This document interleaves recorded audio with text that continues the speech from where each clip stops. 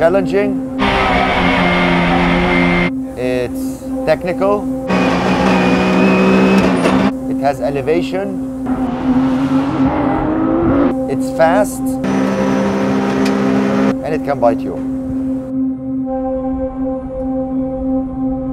I think Motorsport has a little bit of everything which every race car driver hopes for.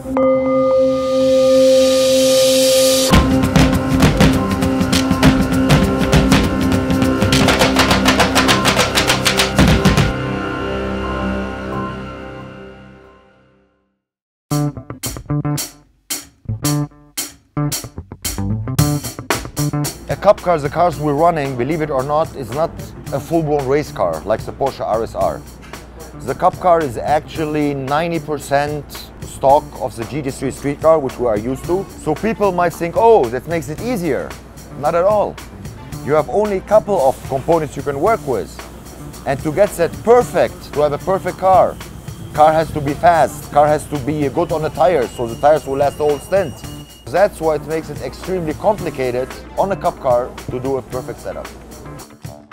You start with a car that in the beginning either understeers, oversteers, in the middle of the race is different, and at the end of the race is also different again. So and you have to find the best compromise, that the car most of the time is balanced. Yeah, Constantine for us, he's a big kid, but he's definitely known to be the best engineer out there, period. He's the guru on setup. Constantine is like a professor, like a nerd. I hope he doesn't hear me. I do the data acquisition, that means the telemetry data. We have like 46 sensors on the car, and every 0.01 second we know what's going on. That means we know what the engine is doing, what the driver is doing. If he's braking well, steering well, how he performs, the driver, and the same for the car. I was always interested in data acquisition, it fascinates me. So what I know from data acquisition, actually, I learned all from Constantine. Well, actually, I have the data for the last, I don't know how many years, 10, 15 years for almost every car, every Porsche, and I think most of the tracks in the world. So we have all the data, we know which gear we use, how's the track, the corners, fast corner, slow corner, low speed, high speed. Then we know how the tires are, they're using a lot of tires, not a lot of tires. For example, here it's a fast track. You have to be fast on the straight, but you cannot afford to go full downforce. Then you need to keep your downforce, but you have also big straights. Big straights, that means not too much drag. So it's a compromise of both.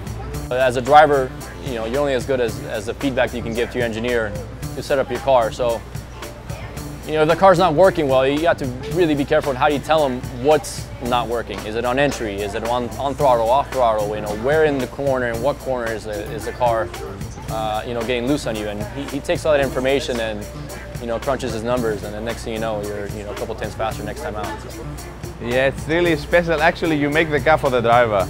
Maybe this car is super fast for one driver, but it's not really fast from the other driver. The other driver doesn't like it. Maybe he's 1 second slower. 1 second slower in this series, that means from P1 to P last. So you have to adapt the driver. That means what the driver tells me, I need a car that is understeer less or oversteer less or whatever, then I have to make a car just for him, just for the driver. Enrique, I know him since, I don't know, 4 or 5 years, I think.